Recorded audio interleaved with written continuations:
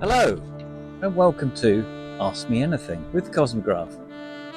Thanks for all those brilliant questions you've written down, asked me. There's lots of them across all the socials. We've got the Facebook page, Cosmograf page, Cosmograf official group, my own page on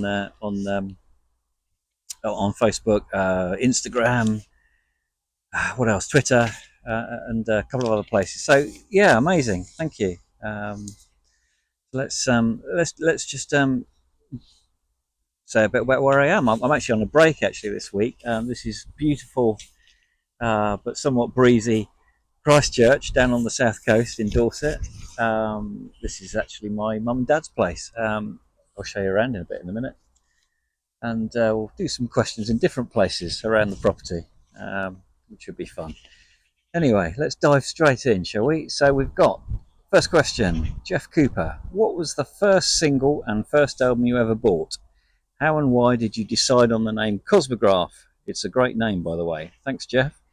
Well, let's work that one out. So, first single and first album ever bought. It was Eric Clapton. Eric Clapton. First album. First single, I don't know. I didn't ever really buy singles. That's a weird one for me. Don't ever remember buying a single, to be honest. I used to take them off the top 40. Are you allowed to say that? Is that legal? My dad had an old Hitachi tape deck, and I used to tape the top 40 on a Sunday. So that was probably the first single. I never actually bought one though, I don't think. But the first album I bought was Eric Clapton by Eric Clapton. Which was a bit strange because it was it was actually bought on a school trip. We went to the Science Museum on a school trip. This was back in 1985, back when there wasn't such sort of health and safety things. But we went on a school trip to the Science Museum, and we stopped off at Harrods. I mean, imagine doing that these days. A bunch of like 30 school kids all piling into Harrods. I thought, I don't think that would work. Anyway, we went to the record store in Harrods in the record department, and I bought, for some reason, I don't know why, I bought Eric Clapton the first solo album, and my friend Steve bought Led Zeppelin 4, and when I got it home I wished I'd bought Led Zeppelin 4 instead of Eric Clapton. I didn't really ever get on with it. I don't know why I persisted with it. It's one of those things where you buy a record and you have to get the value out of it, don't you? So I persisted with it, and I sort of liked it in the end, but it never really grabbed me. I don't know why, because I really like Eric Clapton, but that album didn't really grab me. So anyway, that's that one. Why did you decide on the name Cosmograf? Well, that's easier, because as many know, I'm into watches, and I repair them as well. So back in 2000, 25 years ago, I really got into watches. Really, I fancied a really nice watch, and I bought a Speedmaster, an Omega Speedmaster. But the watch I really wanted was the Rolex Daytona Cosmograf. But they are just absolutely ridiculous amounts of money, so that never happened. But the name stuck, and it's spelt differently, Cosmograf PH, and I took the PH off and put an F on it. And it became my forum username on a couple of forums that I was on at the time. Fiat Coupe forum, I think I was on. So it stuck, really. And the other reason was I didn't really want to release any music under the name Robin Armstrong, because I thought it was just too generic. There was other musicians out there that were called Robin Armstrong, and it just wasn't very... I didn't think it would be very notable or rememberable. So that's what I ended up with, really. Sort of a pseudonym, if you like, but as a solo project. Let's move on. John Dickinson. When did you first realise you had this amazing musical talent? Horology is a skill in itself, so what gave you the push to be a musician? Well, I mean, first of all, I have to say I don't think I have an amazing musical talent. I've never really believed that, really. I think I've just worked really hard at something that really took my interest. I've always been able to, I guess, if you could call it a talent, I've always been able to pick things up really well by ear, musical phrases and anything. Apologies for the siren going by on the bypass there. Um, Hopefully you can still hear me, but I've always been able to sort of listen to something or listen to something on guitar or something played on piano, managed to get somewhere close to being able to play that back quite easily. So I guess that I always had that talent from probably sort of 15, 16 onwards, um, which then sort of developed into maybe wanting to sort of get into the detail of music making, understanding the technical parts of it really, and I think that's probably where it all kicked off from. So I guess I had a bit of a crossover, if you like, into horology there. But I didn't start with that at all. I mean, both of these things I didn't really get, although I started playing guitar and keyboards when I was around about 14, 15, probably about around about the same time. I didn't get into making music recording wise until much later. I started doing a lot of electronic stuff actually. I had a KY sequencer, and I started to do sequencing with keyboards, electronic keyboards, and that was sort of what would that be, 96, something like that, 96, 97. I was messing around with that sort of stuff. Horology didn't come till much later. I was an engineer in the water industry for nearly 20 years. That was my first career when I was 20. I did that for 19 years up to around about I was 39. I got so bored with the corporate world and I wanted a creative outlet. And that's where I started really getting into the whole idea of recording an album for the first time with the name Cosmograf and getting into progressive rock. But watches didn't really start and horology didn't start until about 2000, where I got into this hobby of buying watches and then buying and selling, in fact, which started a whole nother business, and then which then led into repairs. So that's a more recent development. David Edwards, which work of fiction has had the most effect on you, or have you just, or shall I start again? Which work of fiction has had most effect on you, or you have just enjoyed the most? Interesting. I guess it would have to come from film, I guess, because I'm not a big reader of sort of fiction. So most of my influence, certainly growing up, would be from TV and film. Um, I was a massive TV addict as a kid. I'd just spend hours and hours in front of the telly. So a lot of it, I guess, is from watching TV series. But in terms of a work of fiction that's had most of it, it must be movie based and something like um, several examples, but things like great action films that I still love to this day. Things like Jaws, all the great Spielberg epics.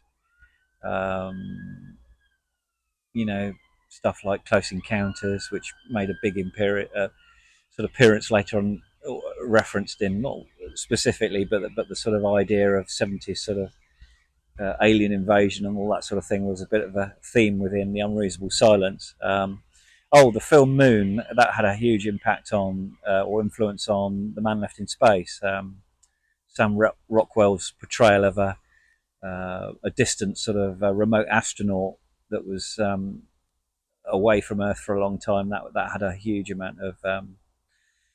I stole quite a lot from that, I think, for The Man Left in Space. David Moff, would you consider doing something similar to what people like Arjen Lucassen have done on various projects and invite vocalists to sing and portray different characters on future Cosmograf albums? Maybe singers outside of the progressive rock genre, e.g., Adamant, Sophie B. Hawkins, or Al Stewart. I've sort of done a little bit of that in terms of I've had many guests over the years contributing to Cosmograf, but they've mostly been in, or nearly always been within the genre. What I'm not so keen on is the whole. I don't like the whole sort of. It's not really my thing. I mean, I've got nothing against it, but the whole sort of more theatre end of sort of thing of the prog world. The, more the sort of musical theatre sort of aspect of it, playing roles specifically. I'm not so keen on that sort of side of things. So I'm not sure I'd be very interested in doing an album where different people played a different role on the album, like a character. It's not really my thing. But certainly have used people in the past to contribute, and will do in the future, I'm sure. But I have done to a lesser extent, really, on recent albums. I prefer to do things myself. So, but yeah, that's certainly something that has and will go on in the future, I'm sure. Archie Lamb, how did you come across Tommy McAnally? Oh, that's a reference to Rattrapont. Tommy did the voiceover for Time Will Flow. He did an amazing job on that. He had this like a Ewan McGregor Scottish sort of accent, and I spotted him on Fiverr, the platform Fiverr, where voiceover artists sort of basically have auditions up, and you can sort of hire them on a basis. So I hired him from that platform. Actually, he had a couple of pieces on there that I really liked the sound of his voice. Just thought it'd be a perfect uh, way into that particular track. I wrote the piece, the like the recited poem, if you like, but he recited that in probably two takes. I think he gave two different versions of it, and they were both brilliant. But yeah, he did a great job of that. John Holden, what is your take on AI in the artistic process? Oh, this is a deep one. Yeah, I mean, I've spoken to you, John. For those that don't know John, John's a great artist in his own right. He's done a few albums now, about four, I think, in the progressive genre, and done some amazing work. So yeah, I mean, it's a difficult one. This, isn't it? I mean, certainly I see AI as something we can't get away from. It's something I use not for music at the moment. I'm not sure whether it is something I want to use for music. Still, probably won't be actually. I mean, I'm quite happy that I've taken a position really on the last album where I had a completely AI free production in the whole thing, right the way down to the artwork and everything else. I didn't use any AI within the artwork, nothing within the music, nothing within the lyrics. So uh, I'm happy with that situation. Really, I'm use AI elsewhere in my life. I use it quite a lot for creating. I'm experimenting at the moment, creating apps and things, and I use things like ChatGPT and DeepSeek and all the sort of language models for other applications that I like to play around with, just really for fun, but also to see what the possibilities of what you can do with these things. Um, but I'm of the growing viewpoint. I think that we have an opportunity. Some musicians will embrace it, but I think it will split it, and I think you're going to get people that want to embrace it and will embrace it within their music and make interesting creative ideas out of it. There'll be a section of music which will be completely banal and repetitive, and it will be not very interesting at all, which will just basically create fodder music out of AI or algorithms. But I think there'll be a third section of people, probably like me and other creative people, that reject it, not rejecting AI as such, but reject it within their own work because they don't recognise that their fans and people that recognise this sort of music or understand this sort of music expect things to be done in a good old fashioned craft way, and I want to uphold that really. I want to play with real instruments, or at worst, using on keyboards, plugins and that sort of thing, I think that's acceptable. But playing and recording and still using your ability to make the music, not some sort of artificial ability. So I think people will appreciate the craft rather than the output, and I think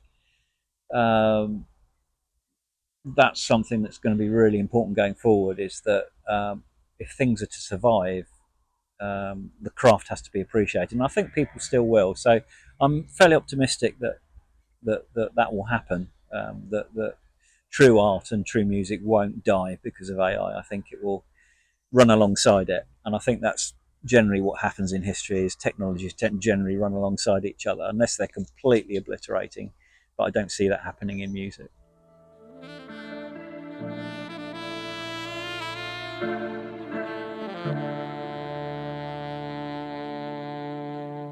Hold on tightly. Let's take a walk down this lovely garden of Mum and Dad's. As I said before, I'm in the wonderful Christchurch on Dorset and the south coast, and I've got this really nice place here. Both Mum and Dad are keen gardeners, and they got this lovely pond, ornamental pond. We'll have a go feeding the fish later. I can remember the pain of trying to dig that thing out when I was in my late 20s when they first moved here. No, in fact, it was earlier than that. It was back in my early 20s, about 23, I think I was. That was a good 33 years ago or something now. Then we can see that there. That was a lot of digging. I remember that back-breaking work, and that's been there ever since. This is a latest addition. There's the solar farm. How many people have got their own solar farm?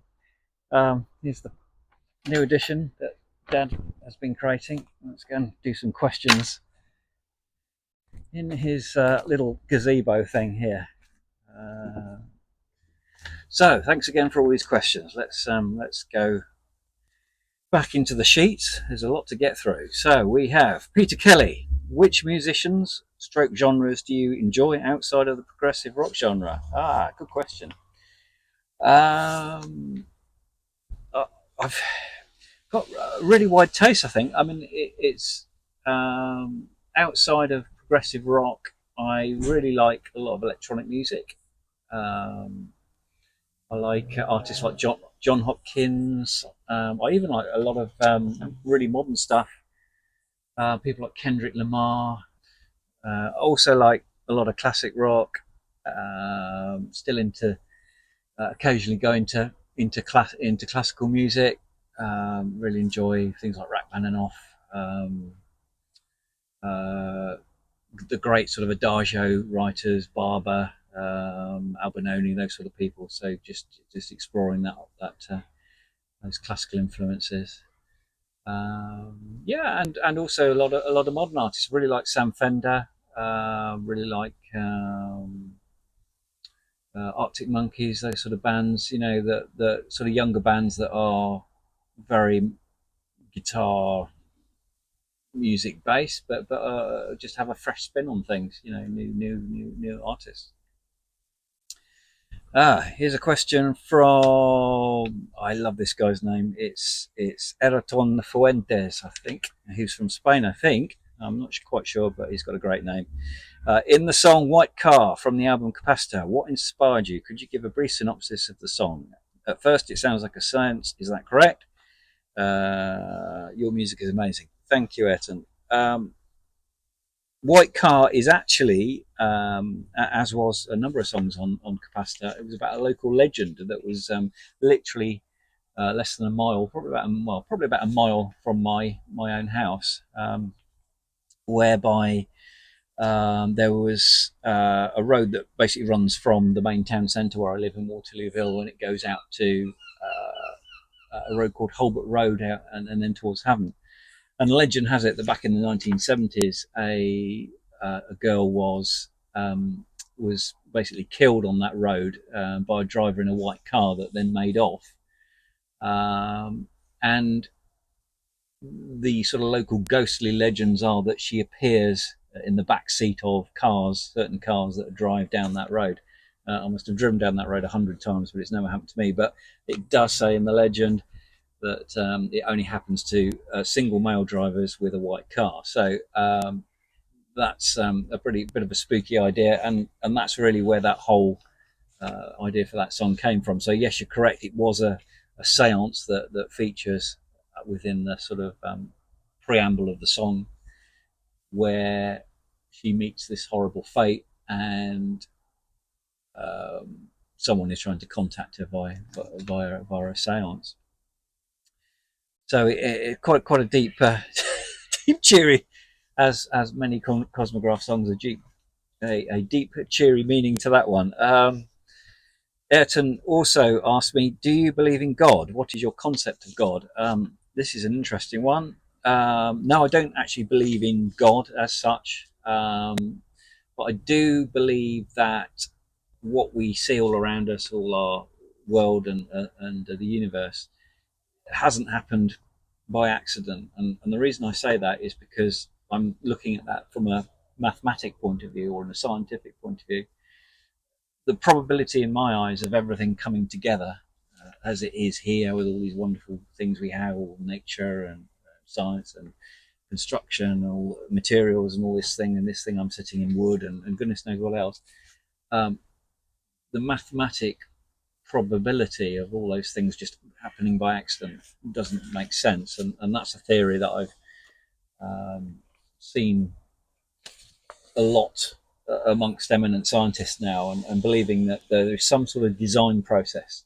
Not saying that there is a God that's created all these things, but there is some element of design. And I'd urge you to check out the works of people like Donald Hoffman, for one. Who's now working on a scientist who's working on this theory of all science, and it comes from an act of consciousness, which is fairly sort of scary and woo-woo sort of thing, but it's not quite as mad as it sounds.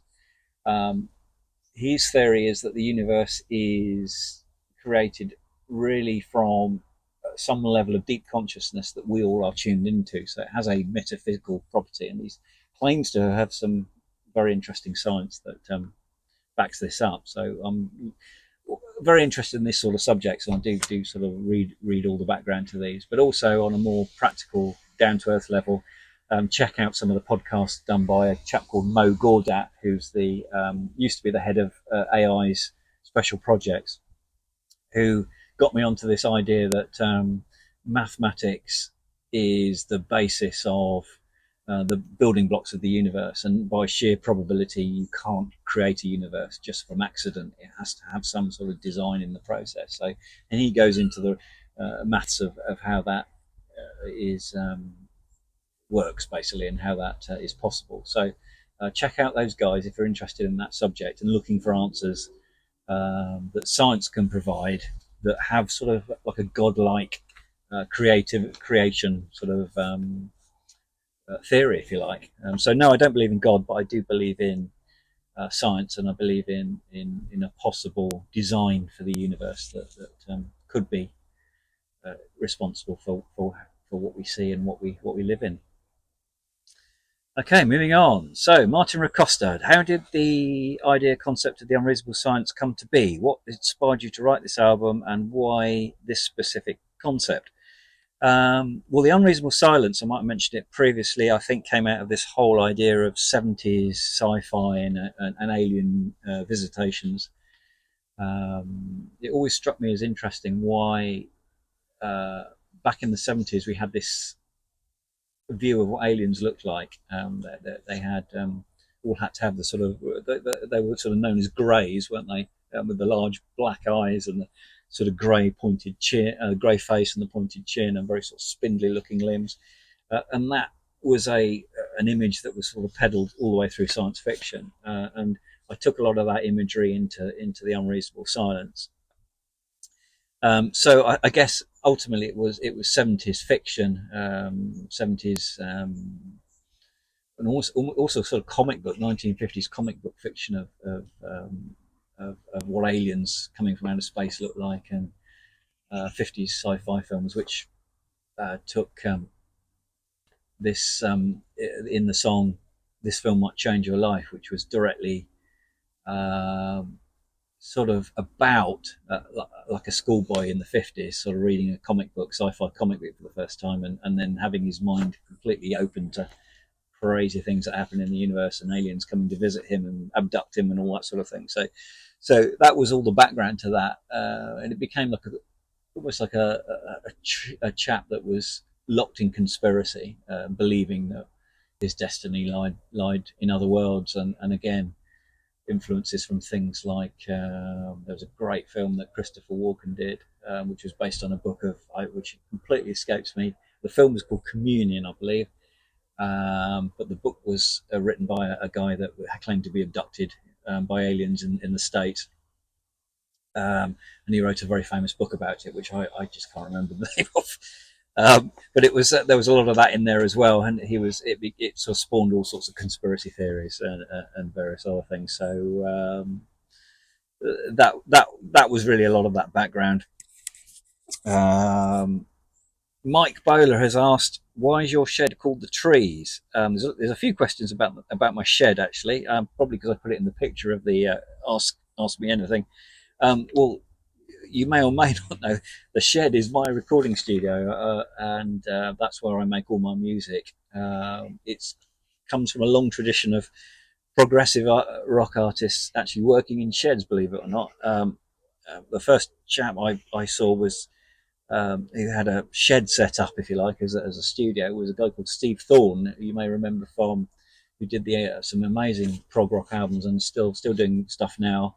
Works with Rob Aubrey of Big Train fame. Rob Aubrey does his productions, and Steve Thorne works in a shed basically, and was the first shed I saw. I think in the prog world, and got a nice little studio in it, and has been making great albums. He made Into the Ether in there, and all his other albums, and a couple of I did a Island of the Imbeciles. I did some guitar for him, which he's recorded other stuff in there as well.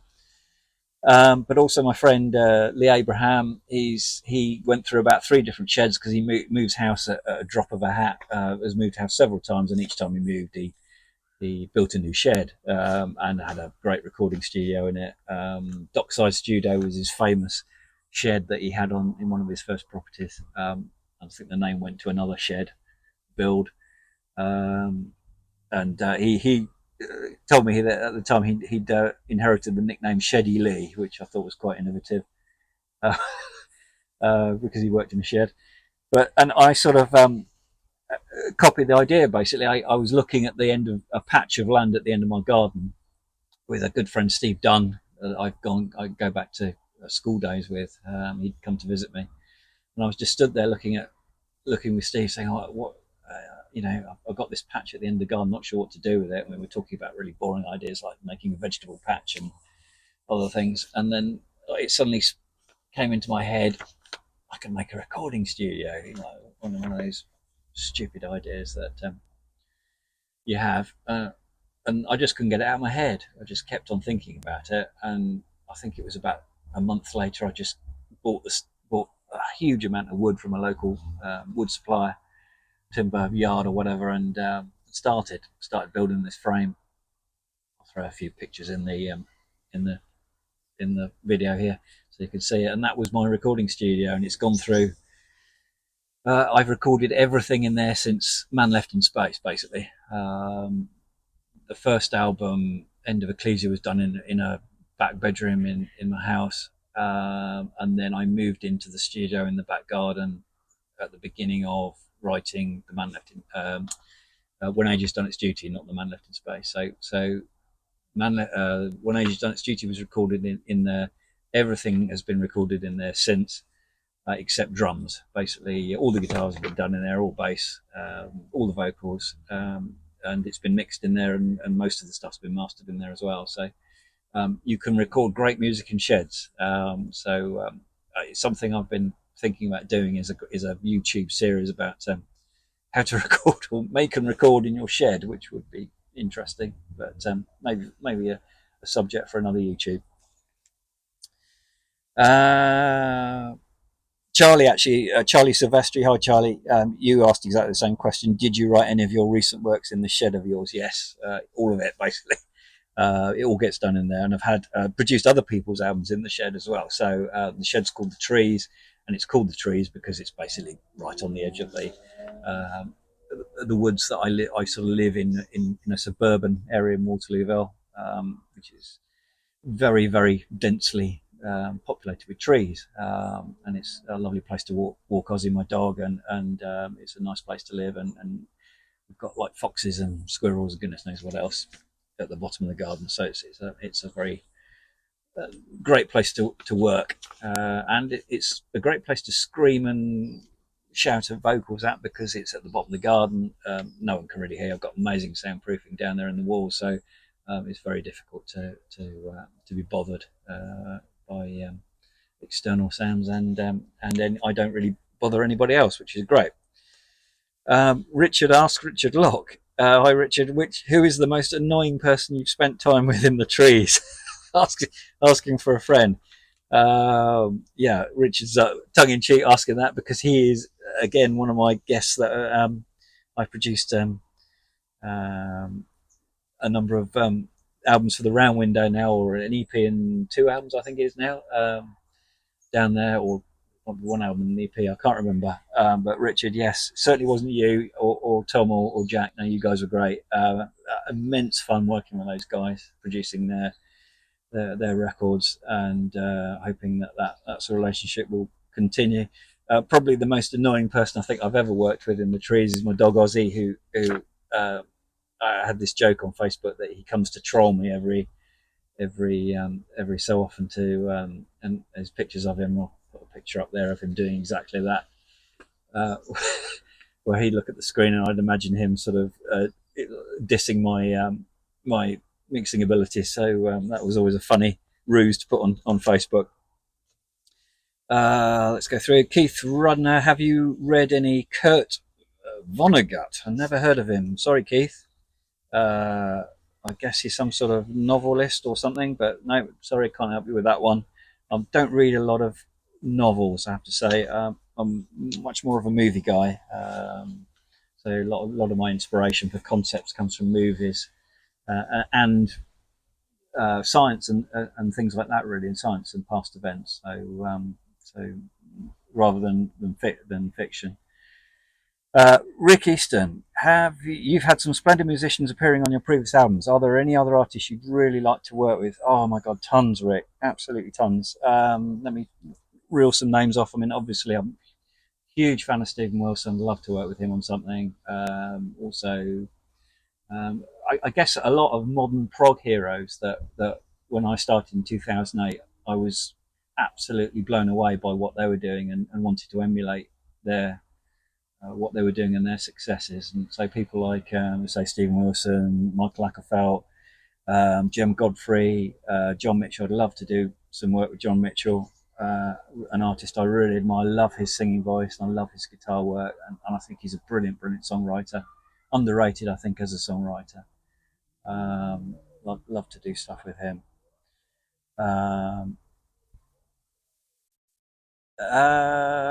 Vitor. This is Vitor from. This came from Twitter, I think. How many questions per person will you take? I don't know, but I have plenty of questions, so I'll keep asking them. Laugh out loud. Can you name maybe your 5 biggest inspirations in music? Oh, blimey. Loads. Let's go. Beatles, Radiohead, Coldplay. Controversial. I'll tell you why maybe another day, but I love Coldplay. Um, Metal artists like oh, people like Opeth. Did I say, yeah, Stephen Wilson, I've said.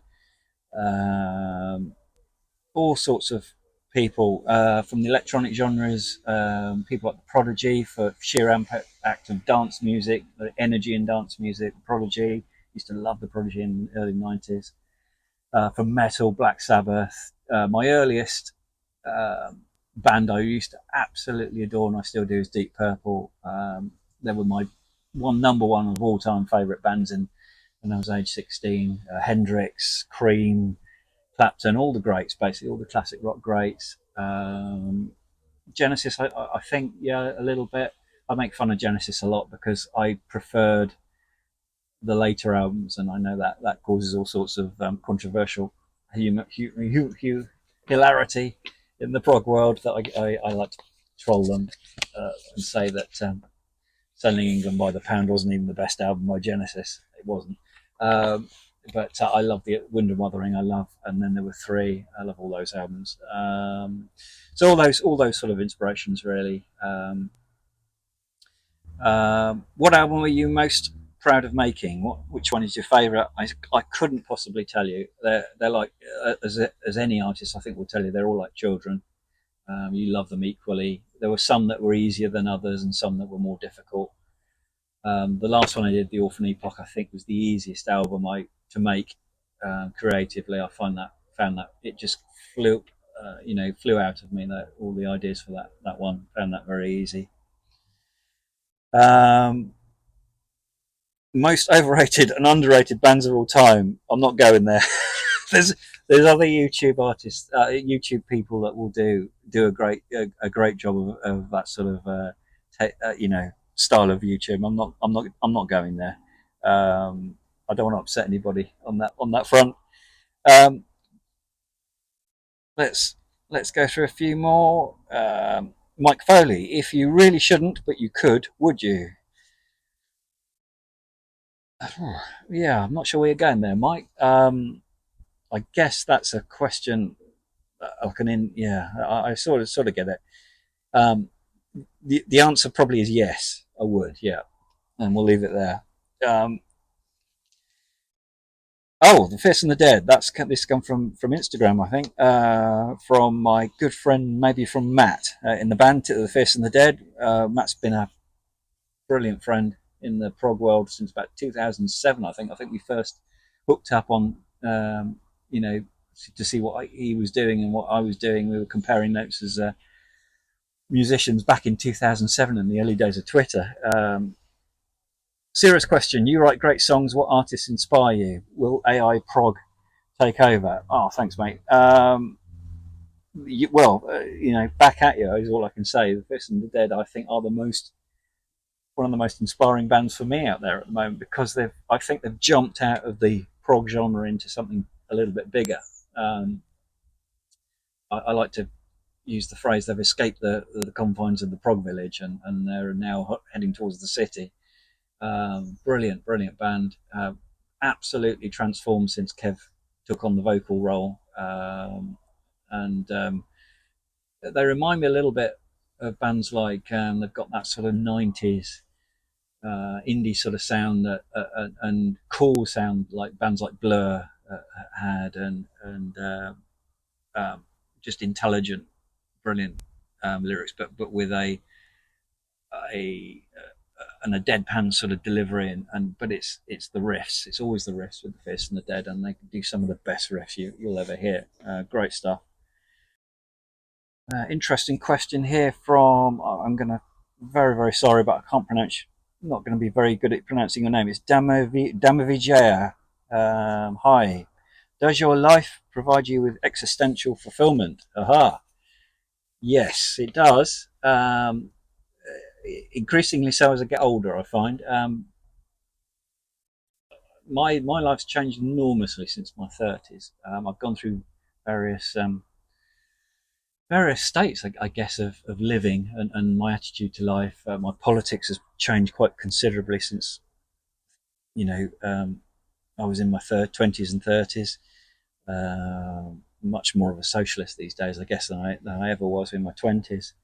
But also, I had a bad period in my late 40s where I had a bit of a mental health problem and depression and anxiety sort of reared its ugly head in my late 40s. So um, I had to do something to overcome that. And I found, I think, now in my early and mid 50s that I'm much more philosophical about life, and I've searched for reasons why I behave like I do and how I've behaved in the past, and I feel more content with myself and understanding what I am.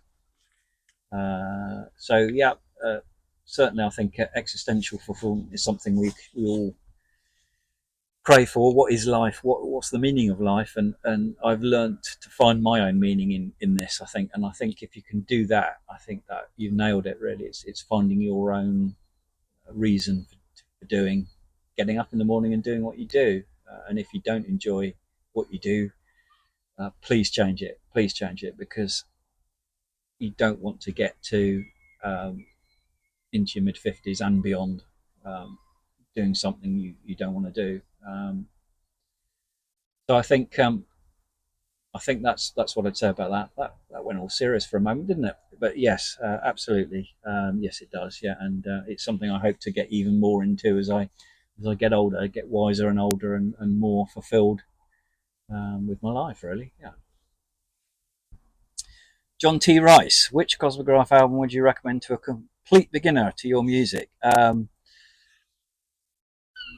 Yeah, that's interesting. Probably the most accessible one, I guess, would be the one I've just done, Wolf and Epoch, because it doesn't have a particular overriding heavy narrative or concept. Uh, People tell me one of their entry point would have been The Man Left in Space. If you're into sci-fi, it's a nice fit. I don't know really. I guess one of those three, or When Age It's Done Its Duty, maybe, because that was really the first album that was properly produced. Um, so I guess maybe one of those three. Yeah, One Age It's Done Its Duty, Man Left in Space, or the most recent one, The Orphan Epoch. Dave Bandana, prawn cocktail. Prawn cocktail crisps are an abomination. Cheese and onion are the king of crisps. Discuss. I could write tomes on crisps. I absolutely love them. I said to someone the other day, actually, I don't think there's probably, I could count the number of days I've not had crisps on the back of on a single hand. I think in my life, ever since the age of 10, I've always had crisps during the day at some point. There's bound to be some many days where I haven't, but it just feels like I've had them every day. I love them, love crisps, and my favourite crisps are something like the. It would have to be something like kettle chips, I think, or it's been invaded by pigeons. They're off. Something like that, kettle chips, or one of those sort of the really. What I really can't stand is I cannot stand things like Walkers. Those really thin, oily ones. Why do people eat Walkers crisps? They're absolutely awful, just dreadful, dreadful crisps. Anyway, moving on. James Barry, how can musicians regain control of the music industry, and why are they so poor at acting collectively to protect their income? Blimey, this is a big one. Now, it could well be because um, I think one of the reasons for this, James, is I think musicians, and I've seen this with how musicians play live, particularly in our local scene, is their need to play overrides their sanity when it comes to the business side of things. So I think they musicians just want to share their art, and I think sometimes the practicality and the financial side of things uh, sometimes takes a back seat where the need to share comes in, and I think we need to sometimes protect musicians should protect their product and their skill set and move more to a model of scarcity than they do of abundance, really.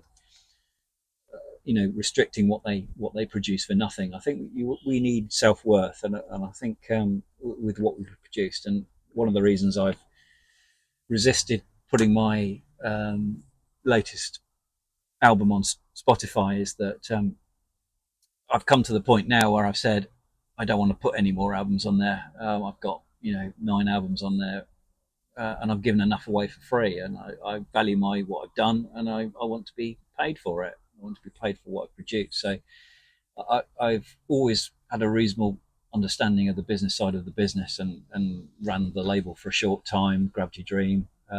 So I know how the business works. I know the numbers, and I've run many small businesses over my over the years as well. So I guess I'm a little bit in a good position that I know how this business works financially, and sometimes you shouldn't do things because it feels like you should do as a musician. Sometimes you need to hold back and not do those things because they won't recompense you. You've got to value your own art, I think. So I think that's one of the main reasons is that we're collectively so poor at protecting our income because we just have this overriding urge to share what we've done, which sometimes doesn't make financial sense to do so.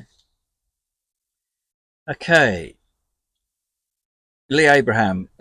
Lee, the guys from the band. This is the guys from the live band. We've got Lee, Kyle, and Ali, as many will know from the Cosmograf live band, trolling me here with the questions. Lee Abraham, how often do you change your guitar strings? Well, Lee changes his guitar strings like as basically at the same time as he, literally every gig he'll have a fresh set of strings on, whereas my strings tend to get changed when they show signs of rust or something else or break. I hate changing strings. I don't really like the sound of acoustic guitars with fresh strings on, I have to say. They're too jangly. I like to hear more wood. On an acoustic, I like to hear much more wood than wire, if that makes sense. So uh, if I've changed guitar strings for a recording, I tend to not record them until they've been well worn in. I don't really like the sort of squeaky jangliness of fresh guitar strings. I don't really notice too much on electric strings, and they seem to last a long time, much longer than they ever used to. Anyway, when I was years ago. But Kyle was asked, "What is the average flying speed of a swallow?" Is that from Monty Python? It is, isn't it? Yeah. Okay. Whatever. Ali, if you could burp the melody to a national anthem, which one would it be and why? That's a typical Ali question. It would probably be the German national anthem because I think that one sounds the best. There's a guy on YouTube actually does.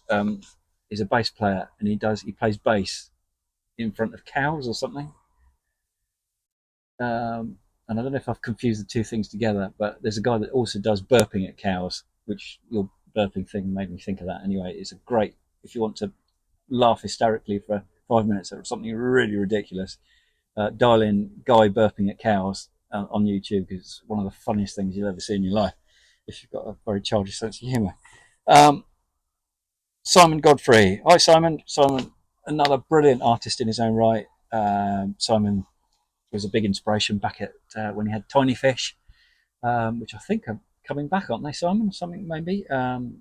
Great band from the 2000s and now an established sort of solo artist with things like Shine Back and everything else. So great to see your questions on. What is the song you are most proud of as a composition? Oh, that's so difficult.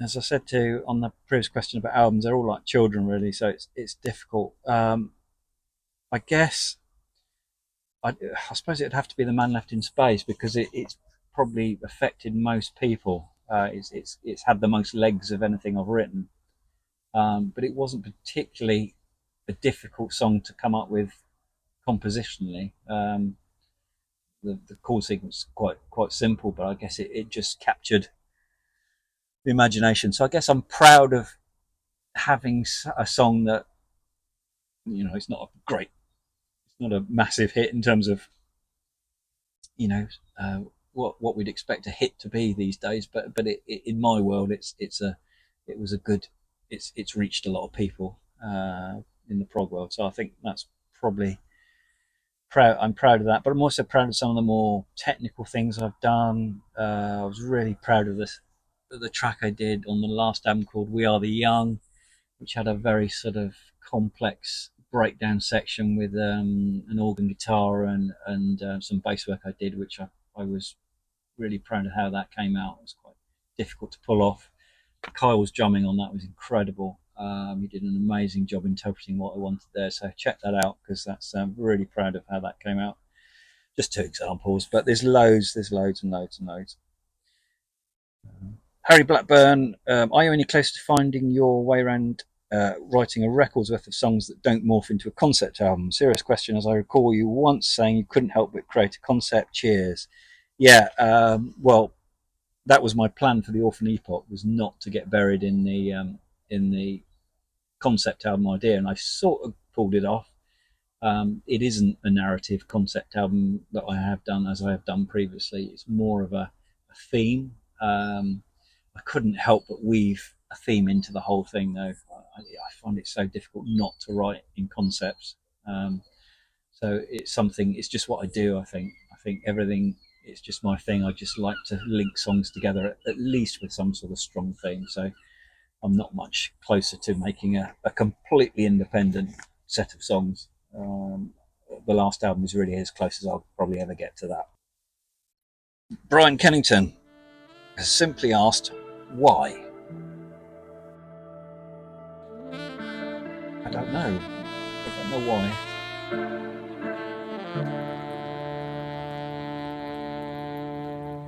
Hold on tightly, hold on. Never feel. Let's feed the fish.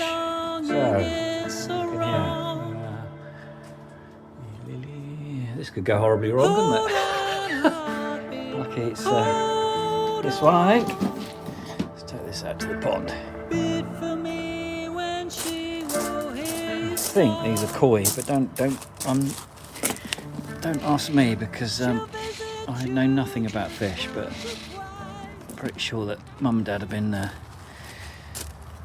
had koi in this pond for a long time. These fish are stupidly intelligent, because they already know that I'm about to feed them. Just bringing the food out, I can hear I don't know how they do it. Can fish hear? Well, look, I mean, I haven't put anything in the pond yet, and they're going mad. Oh, there we go. So let's throw some bits in.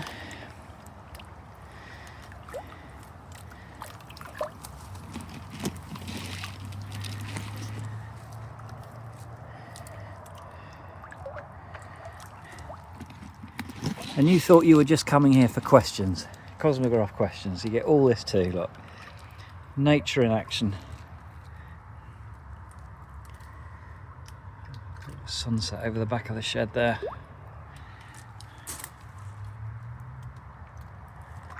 Fantastic. I'll stick you down here.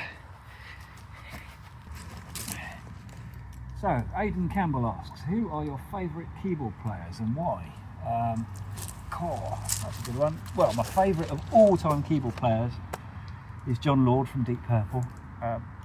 Probably my biggest inspiration of how I play a keyboard, with his amazing Hammond sound and distorted Hammond. The only sort of instrument keyboard-wise that goes head for head really with a guitar.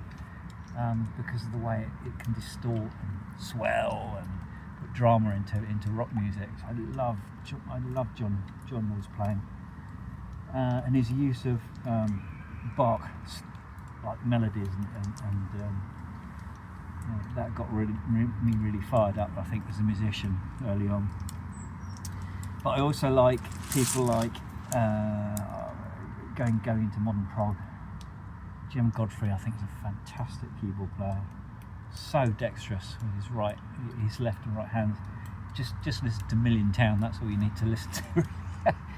How brilliant a player he is, as well as being a great producer and everything else. Other great keyboard players I've worked with. Danny Manners. I love Danny's playing. Brilliant keyboard player. Danny brought classical music and jazz into Big Train, and just love the way he plays. I don't think anybody could come up with that brilliant refrain. Anybody else?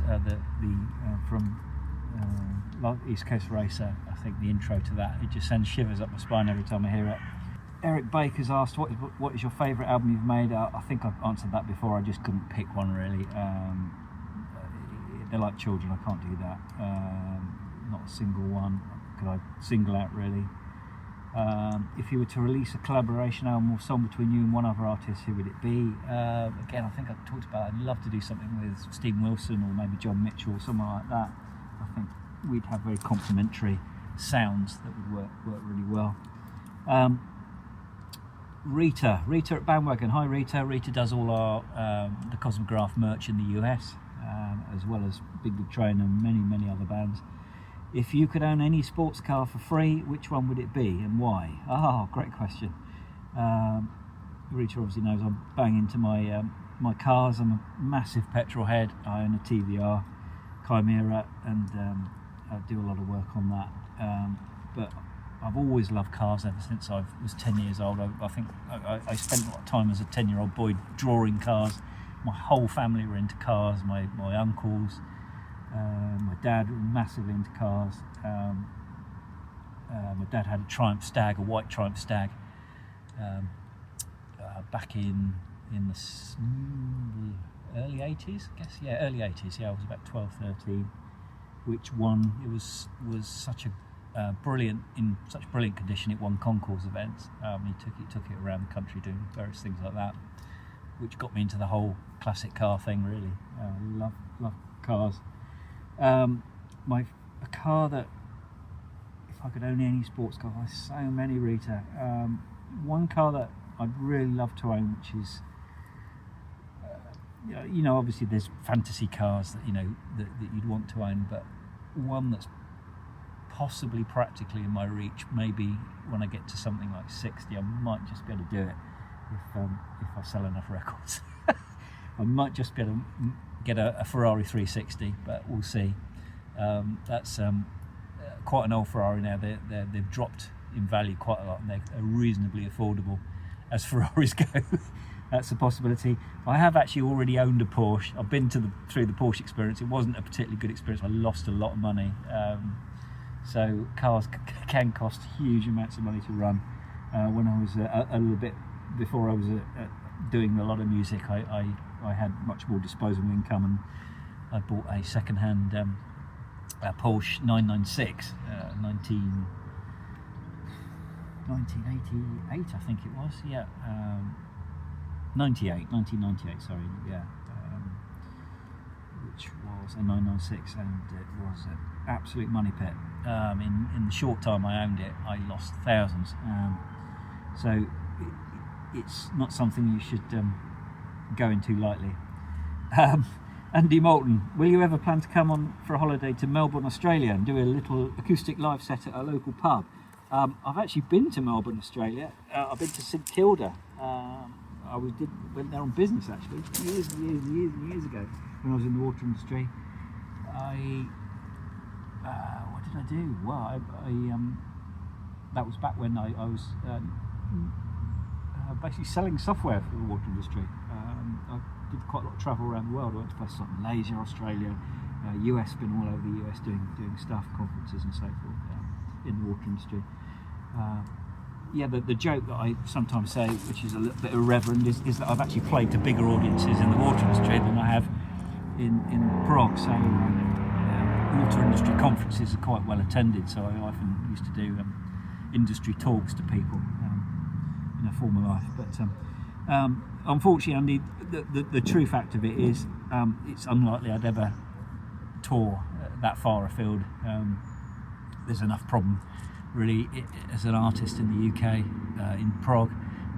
Even touring our own country is highly a financially perilous activity. So I think the most we'd ever do as Cosmograf now is a few odd shows here and there. So so nice idea, but unlikely. Question from Varan Deer. Your music often has this haunting dark atmosphere that I love, and I found it really moving. For some of your darker songs, what inspires that mood? Is it personal experiences, stories, or something else entirely? How do you approach capturing that feeling in your compositions? Lots of minor keys, that's a good start. Yes, all of the above really. Personal experiences, definitely a lot of that. Lots of personal pain and working that out in songs. Prog is some somewhat therapy for me, I have to say. Working out frustrations and feelings and things in song, definitely. That's some of the inspiration. Stories, things like Capacita, true stories on things like local legends, Unreasonable Silence, Man Left in Space, very, very story-led things. So a lot of I guess my thing is looking within. It's not so much the event, but the view you take of the event, and I think that's a philosophical thought about life in general. Really, it's like the wisdom of the Stoics. It's not the event, the trauma. It's what you make of it, how you interpret that event. And I think Cosmograf's always been about the interpretation of the event, what it means to you. So I think that's central in my songwriting. Quick one, Daniel Castle. When will your last album be on the Spotify platform? I hope that it will be. Daniel, I think I've answered that previously. I'm not keen to put it on there in the near future. It might go on there, but it won't be for certainly for the next 6 months or so. I just can't see any need to at the moment. I'll put it on later if I think there's a need to, and a need to sort of put it on that platform. I want people to buy it, and I think if you're a fan of the band after 9 albums now, I don't think it's a lot to ask for people to actually put their hand in their pocket and buy it on Bandcamp, buy it on CD, buy it on vinyl. I think fans need to support their artists, so that's why I haven't taken the decision to do that. I don't want to give it away for free because I want people to help support me and let me have the funds to make new records. I think it's as simple as that, really. There was another question related to that which I wanted to just take care of. I think it was about The Man Left in Space. Yes, Jim Bullen. Are you planning a vinyl release of The Man Left in Space? A couple of people have asked this. Yes, it is happening. I've promised it at loads of different points and it's not happened. The money's there now. We have the money to do it. The artwork is the cover's done. The audio's pretty well done. There are packaging production issues I need to get around and do that, which I'm hoping to do in the next three months or so. But yes, it will happen for sure. When it will come out, I'm not quite sure, but I'm hoping to get it out around about Christmas, but don't hold me to that. I'll keep you posted. Lots of questions about Big Big Train.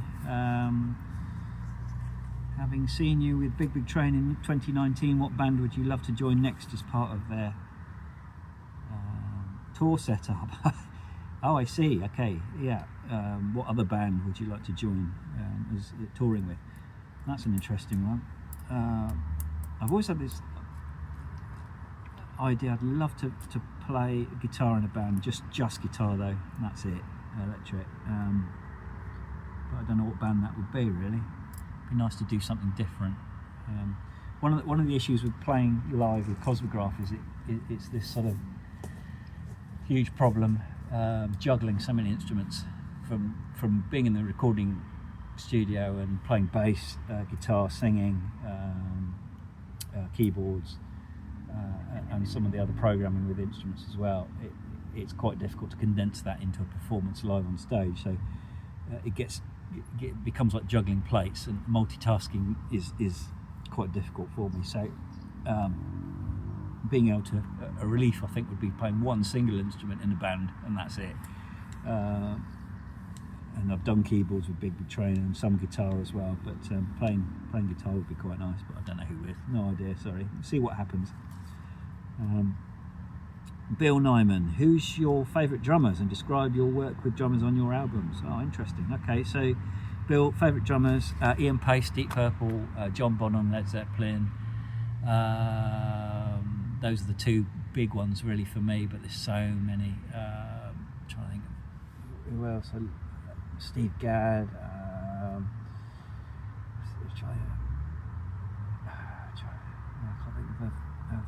Stuart Copeland, of course, the Police, those sort of Phil Collins, love Phil Collins drumming.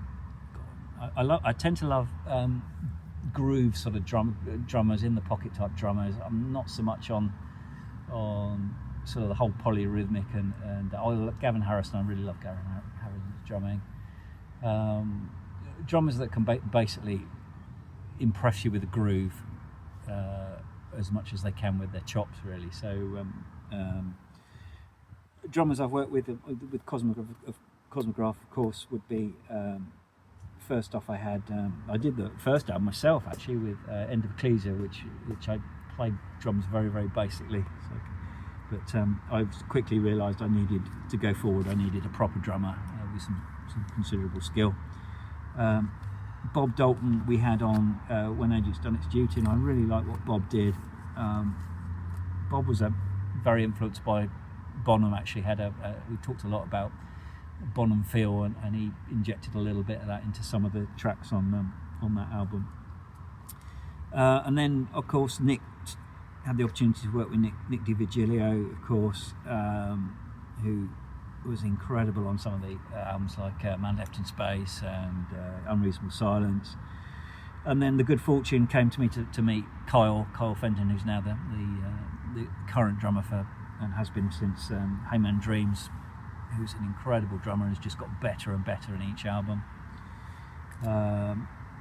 Kyle takes the songs on from me at quite an early stage when I've written my demos, and I tend to work with program drums or maybe some drums that I've put down with a V kit, and he'll take that on and start to think about how to do those parts. So when he comes into the studio, he's ready to go with his ideas on that. So it's very much a collaborative process that we work together to get the best out of the songs with him. I love doing that.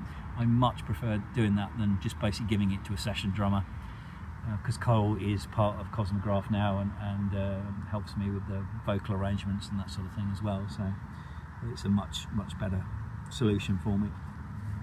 And of course, when we do live shows, he's there too. So that's all good.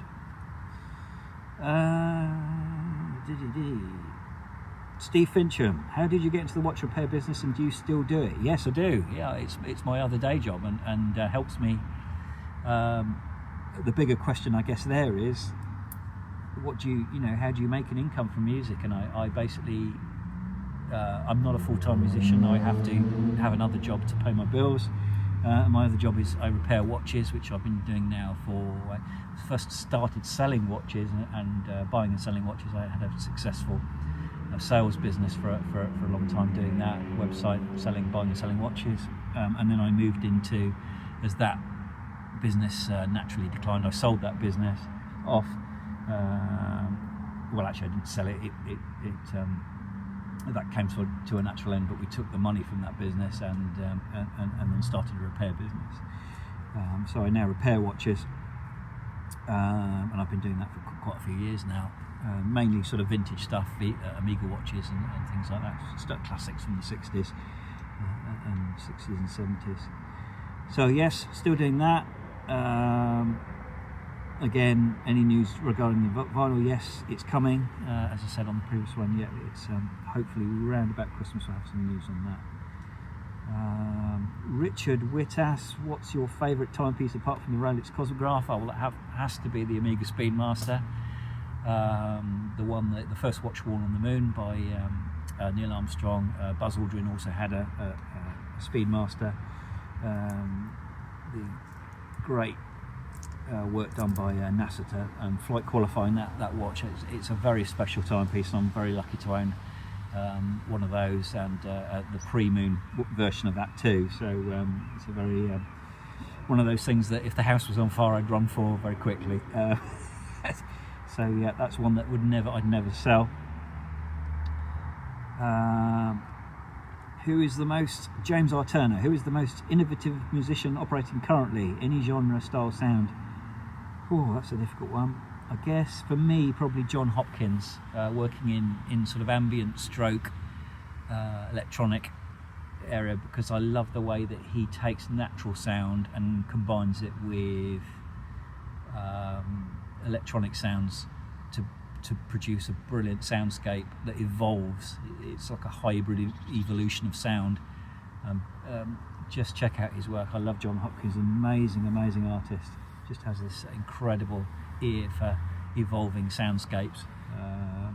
Very intense and very brilliant artist. Questions about the car. We love those. Stephen Memot. Hi Robin, how's your TVR running now? Did the turbo mod work out as planned? And Gerard Smits has asked the same question. How is the TVR? It's in bits again in the garage, because I've decided I'm going to modify my. For those of you that don't know, I have a TVR Chimaera which I love to modify and play with. I've done my own turbo conversion on it, which worked really well, but now I'm modifying it again and redoing some of the bits that I didn't do so well on that. And I'm actually recording some of that on a YouTube channel, which you'll be able to watch if you're really bored one day and want to see what I do in the garage. I'm doing a little bit of a YouTube thing on that, recording my efforts to build that new manifold for the turbo. So you can follow that if you wish to. I'll leave the details somewhere else. Mark Ramsey. Hi Mark. The state of the water industry. Yeah, it is in a state, that's for sure. What should be done? Well, the reason Mark's asking that is because Mark knows very well that I spent 20 years working in the water industry before I was ever into music and watches, and I had a consultancy that basically built water distribution models for the water industry. So I've got quite a good understanding of the industry and how it works, and unfortunately I think what we've seen now with the likes of Southern Water and many other water companies, not just Southern, basically taking all of the privatised money and distributing it as shares to investors, and basically letting the system go to rack and ruin, which is the reason why now we're into the situation where we've got leaks, incredible leaks all over the UK. We've got no water resources, and we've got reservoir, basically got sewage being pumped into the sea because there's no infrastructure to get rid of it. So it's all short-termism. That's what's caused all this, and basically profit. And what should be done? It should be renationalised. It's as simple as that. Even if it means inefficiencies that we used to have in the water industry, appalling waste and inefficiency, I'd rather see that than ridiculous profiteering from our infrastructure that we should own as a nation. So yeah, simple as that. Renationalise it. A little bit of politics there. So I hope you're enjoying the Cosmograf questions. Ask me anything. I'd just like to ask a favour, actually. Please like and subscribe, because hopefully I'm going to be bringing more content to the Cosmograf channel on all sorts of subjects surrounding being a musician. So hopefully that'll be something of interest. So yeah, please like, subscribe, comment, and ring the notification bell. Thank you.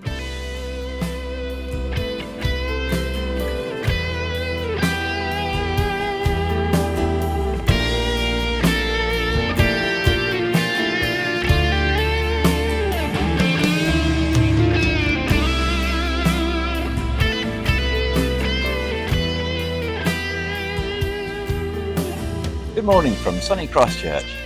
It's the Cosmograf Ask Me Anything questions again. So, Tarad Fugelsteg asks, taking Aussie's amazing life into consideration and today's lack of social mobility, do you think we will ever see a working class hero again? Looking at your crystal ball, will the entertainers and athletes on an Olympic level in the 2040s only be recruited from the middle and upper classes? Wow, this is a big question. No, I don't think we will.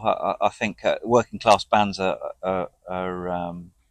difficult enough to find anyway. That have surfaced and made names for themselves. Really, a lot of this industry now is very false, very manufactured.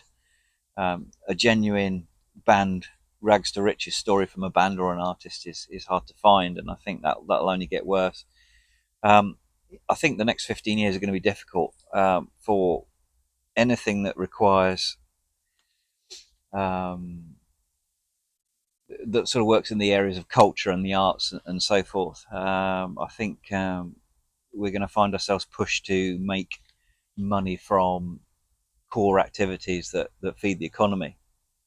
So the tolerance for musicians trying to make a name for themselves is going to be quite low in terms of businesses and pushing them forward. So essential funding is going to get cancelled, I think, for things like art scholarships and things like that. So I think in right away across the board in the arts, in film, in acting, in art generally, I think music, sports as well. I think it's going to be quite difficult for us to find that working class hero again.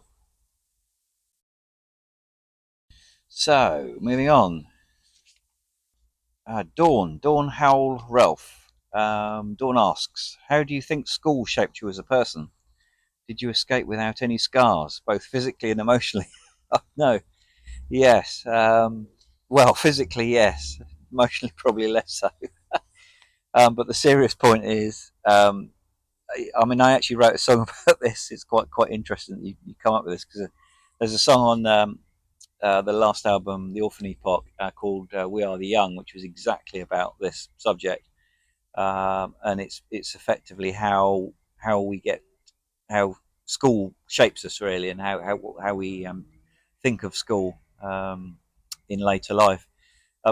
What I've come to understand through lots of reading and my own sort of troubles and so forth, and understanding myself, is that often the behaviour that we exhibit in adult life, particularly going even later into adult life, into your 40s and 50s, your behaviour is very much rooted in the experiences that you had in your formative years. So at school and that sort of thing, being brought up by your parents and then into school. So I don't think you can escape it emotionally. I think it's always there, even if you think it's not affected you. It has in some particular way, and obviously some wounds are deeper than others. And I'm quite lucky to still be friends with a number of people that quite a lot actually that I went to school with. We had a very successful school reunion a number of years ago now, and it's sort of kept going a little bit. And there's a small group that have remained.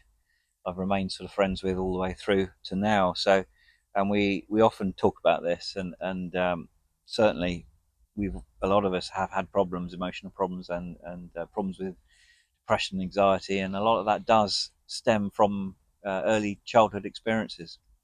So yeah, it's a great question, and I don't ever remember anybody coming coming away with too serious physical scars. I did get punched once at school, but that was rather superficial. But I can't think of anything else. But yeah, emotionally, certainly, yeah, it's certainly there. That it's there, yeah. Uh, Andy Taylor asks, "Who, if anyone, artist or band, was responsible for making you decide I want to do that? Not just stuff you were into, but influential enough to make you want to be a musician and songwriter."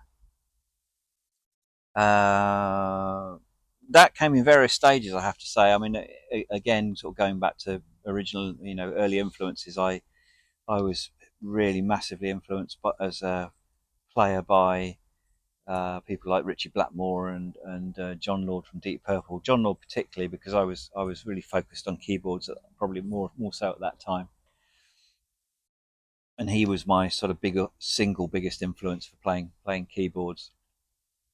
I actually had a Hammond organ when I was 18, a real one, and I can remember trying to haul it upstairs from. It was delivered on the back of a truck, and how on earth we got it up into my bedroom, I have no idea, but we managed to haul it up the stairs. And to my shame, it got sold. It got abandoned. I abandoned it because I had nowhere to put it. I moved into a flat of my own, and I had nowhere to put it. So it got left at my folks' house, and I think they got rid of it for £100. So uh, that was a big mistake, maybe. But they're so huge, and it's no wonder people don't use them anymore because they are such a pain in the backside to transport. ridiculous things. But anyway, that's going completely off the subject. Um, it's gone like a Ronnie Corbett joke. Um, yeah, yeah, I mean, other great influences that inspire me to do things. I mean, in terms of Cosmograf, I have a very vivid memory of before I really got fired up to make my own album as Cosmograf, of listening to Porcupine Tree's Fear of a Blank Planet, blah, blah, blah, blah, Fear of a Blank Planet. It's a tongue twister, that, isn't it? And I'm being absolutely blown away by it and thinking this is the sort of music I'd like to make too. And I sort of did some of that, and some of my music ended up being quite different. The first, so I guess hopefully I didn't just slavishly copy that album, but it was certainly an influence and inspired me to get going basically. But other times in my life, I think responsible, going back to school days again, talking about school days previously, I had a very inspiring music teacher at school. I actually did O-level music at school and failed it, believe it or not. That's a bit embarrassing. But we had a brilliant teacher called Mr. Sweeney who he goodness knows how, but in the he managed to secure a budget. Um, this was back in the early '80s from the school to buy a brand new Roland Juno 60 synthesizer, which must be the equivalent of today's equivalent in money of spending about 4,000 quid or something on a keyboard. And he was quite happy to lend it to us, the band that I was with at the time, with my mate Steve and a few other people, for our activities, trying to get a band going and playing in the school gym. And that was unbelievable, really. The trust of lending that equipment to us. Luckily, we didn't break it, but yeah, that was interesting. I had a Juno 60, so I'd like to get hold of a Juno 60 again one day, just for nostalgic reasons, really, because it was the first synthesizer I ever really played as at age 15, and that certainly inspired me. Mr. Sweeney inspired me to get into bands and do my own music. Oh, some BBT, big train questions here. Daniel Oliver, how much can you bench press now? Who would be your dream artist to collaborate with? Would you consider working or touring with Big Train again? Daniel's making reference here, the first question, to my post I made on Facebook the other day about me getting back into the gym, or discovering the gym maybe for the first time. Bench pressing, I'm pathetic, I'm afraid, Dan. At the moment, I can barely do half my body weight, but I'm getting better. So it's getting better. I sort of wrote about this before, but I had a quite a bad problem with my neck and my arm, going a nerve going from my neck down to my arm, and it's left my upper body quite weak on the right hand side. So I'm sort of rebuilding that strength, really, that I lost during that time. So it's a slow process, but I'm getting there. Um, who would be your dream artist to collaborate with? I think I mentioned this before, but be people like probably Stephen Wilson. I'd love to collaborate with. I'd love to collaborate with someone from the old guard, if you like. Absolute dream would be obviously Dave Gilmour or someone, or even maybe Eric Clapton or someone. Just someone from old school, the old school classics that I used to listen to. I'd love to do something, in a fantasy world with John Paul Jones or Tony Iommi or something like that. But in a more sort of realistic level, there's people working today. I'd love to work with people like Jem Godfrey or John Mitchell, people like that. And some of the new people in prog I'd like to work with as well. And I'm sure hopefully I might get a chance as well to do that. But I do really enjoy working with other people, actually, and it's been an absolute joy helping to produce other people's records, because it takes you out of that need to be in your own world, creating your own music, and you can help others create theirs and deliver that vision for them, and it's really rewarding work. So that's a good question. John Banks similarly on the bit on the. Oh, actually, I missed it. One of your questions there. You said, would you consider working touring with Big Big Train again? Um, that's a tricky one, really. It's yes, would certainly consider anything. Really, I'm not closing any doors. I had a brilliant time with Big Big Train. It was extremely demanding, thrilling, exciting, roller coaster ride of emotions. I think I've talked about that before in various things. It's coming back from that experience was I found quite difficult. Emotionally and it sort of triggered a few things for me. But yes, I'd always consider any sort of new opportunities like that. But it's certainly a period of my life that's ended, and for now, and I'm on to other things. But doors haven't been closed. Hopefully, yeah. John, I was asked on a similar vein. I was watching the Big Big Train Empire Blu-ray yesterday. David Longdon introduces you. You are wearing a colourful, very colourful shirt. Question: stage clothes, or are you a man of sartorial elegance?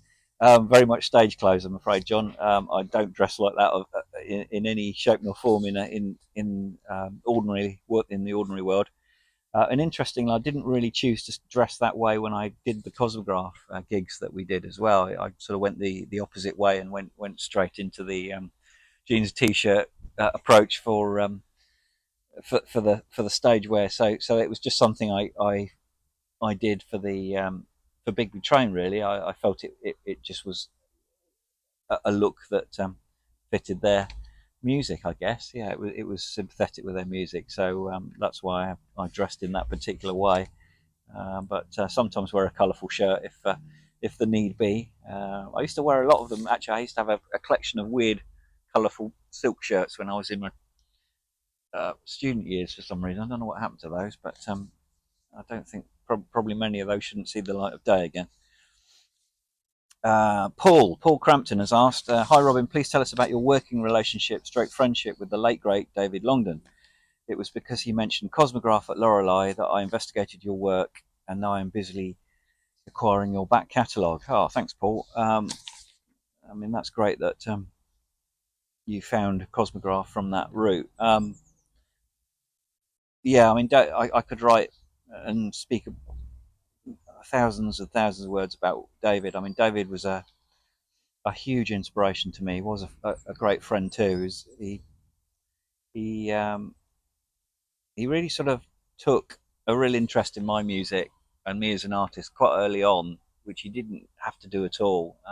There was no need for him to do that, but he just did it because that was what David did. He was genuinely interested in people um, and their lives. And when we did all the rehearsing for both the Lorelei and shows and the Big Big Train, subsequent Big Big Train UK tour, David was always there in rehearsal talking to people. It doesn't matter if it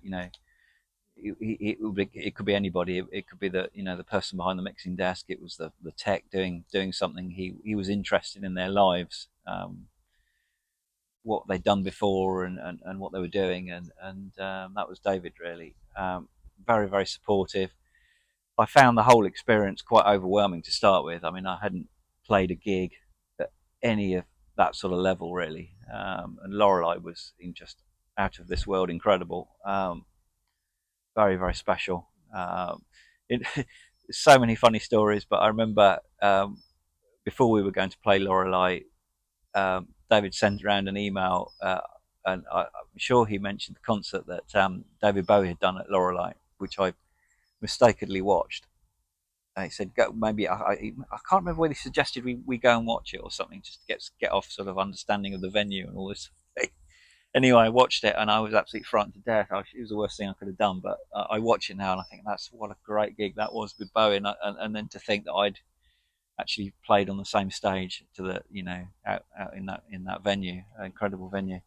But the gig itself was amazing. There was something very magical about that night, and there was something very magical about David as well. I took this photo of David staring across um, the audience just before we went on, and he was completely unfazed by the whole experience. It was like he was born to do it. Very very odd. we were all very nervous, and I think Riverside were just finishing their set, and I had this picture of David staring out into the crowd, and he was just assessing and reading the crowd, and just without a hint of nerves, just went out there and just absolutely stormed it. It was incredible, very very special evening. So yes, David was a great friend and an amazing inspirational human being, and I still think about him a lot. Okay, Thomas Locke has asked, when writing songs, what do you start with? Do you start with a concept and feel the music out from there, or do you find some nice chords? If you were to start your musical career from scratch, what would you do differently? Better yet, what would you do to go from 0 to 1? Okay, well, I think it's best that we go and find a piano. So, Tom, to answer your question, here's the piano. This is my dad's piano. A bit of an old rattly thing, but it does the job. You asked, do you start with the concept and feel the music from out there, or do you find some nice chords? Well, yes, finding the nice chords is how I start almost always, really, whether it be on guitar or piano. Interestingly enough, I just trying to find my way through the song Seraphim Reels on the last album, which started exactly like that, and I actually put a video on YouTube, which you'll find somewhere there, which shows how I came up with those chords exactly like that in real time for the song. I was sort of moving around trying to find some chords that sounded nice together, and I started somewhere here, I think, in sort of D minor-ish, and then I got to this position and thought, and then went to a third chord, found this third chord,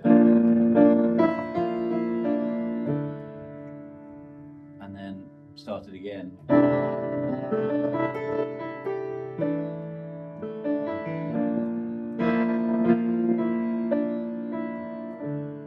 And that was the chords that I came up with for Seraphim Reels, and it just went on from that, really. And it was just sitting here exactly like this, just noodling around trying to find my way through, and trying to find chords that sounded good together, and it went from there. So, more questions. Reza Valkil from Iran. Thank you, Robin. It's a very pleasant favour. I want to ask a few things. Who are your inspiring musicians, and why don't you cover some of their favourite songs? Do you like English classic melodic rocks like Camel, Barclay, and Barclay James Harvest?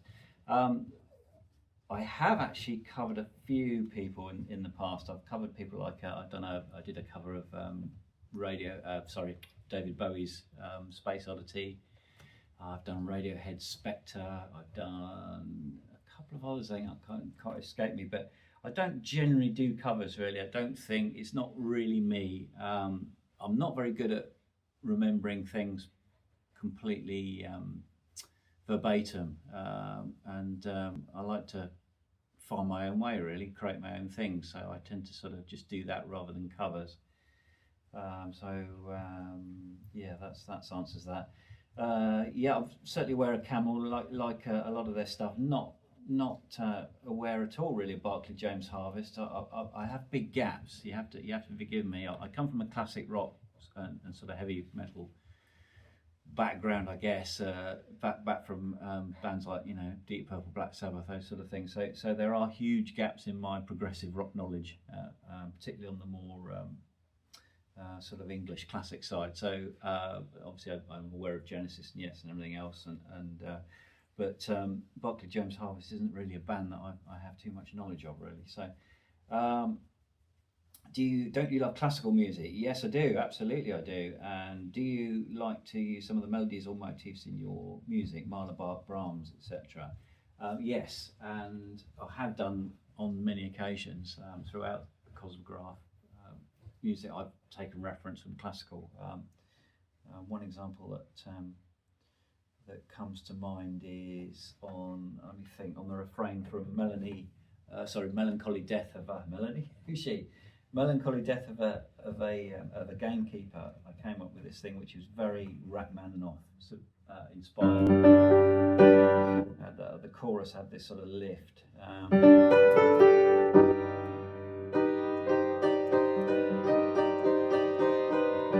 Which I ripped basically straight off. I think it was Rachmaninoff number 2, one of my favourite piano concertos, and that was in that chorus. I ripped that sort of that semitone lift on the playing in G, and then the D goes up to a D sharp. It just gives it that lovely romantic feel.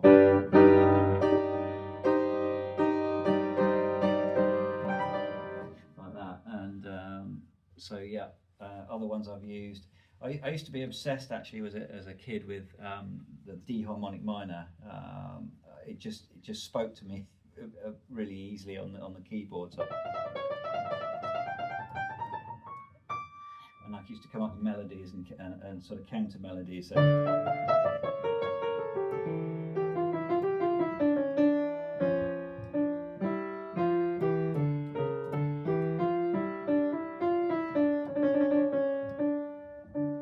Things like that, so stupid little things like that I used to play as a kid, and lots of great pieces, I think, and again that I use that a lot in Rattrapont. In that album, in 1985, I think the whole guitar solo was built on a D harmonic minor, with that sort of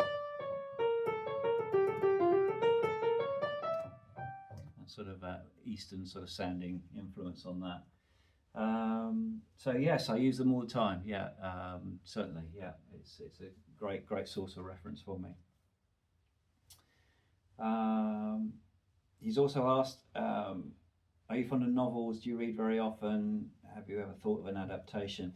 I've talked about this before. Novels really aren't my thing, and I don't really like the idea of sort of adapting fiction so much as it's somebody else's work, really. I don't want to be doing a musical album, or an album basically based on music based on someone else's sort of fictional work.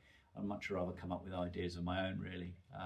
I'll take ideas, certainly, that they've maybe come up with, science fiction concepts that other writers have hinted at. I would sort of build into what I do, but I wouldn't take a singular piece of work of theirs and then write music about it. That's not really what I do. So I much prefer to come up with my own ideas. Richard Smith asked, would love to see a breakdown of any of the tracks on Epoch, going into how it came about, how it was developed, a peek behind the creative curtains. As a very novice songwriter, I find your work inspirational. Oh, thank you, Richard. Well, as I say, go to that video where on YouTube. I'll link it here somewhere, where I do exactly that. You can see how I came up with the song Seraphim Reels, which was that sort of full chord sequence that I came up with for that, and it gives you an idea of what goes on. But very much it's in that vein, really. It's me either sitting at a keyboard or a guitar, either electric or acoustic, just feeling around and trying to find a riff that works for me, that sounds good, and then it all builds on from there.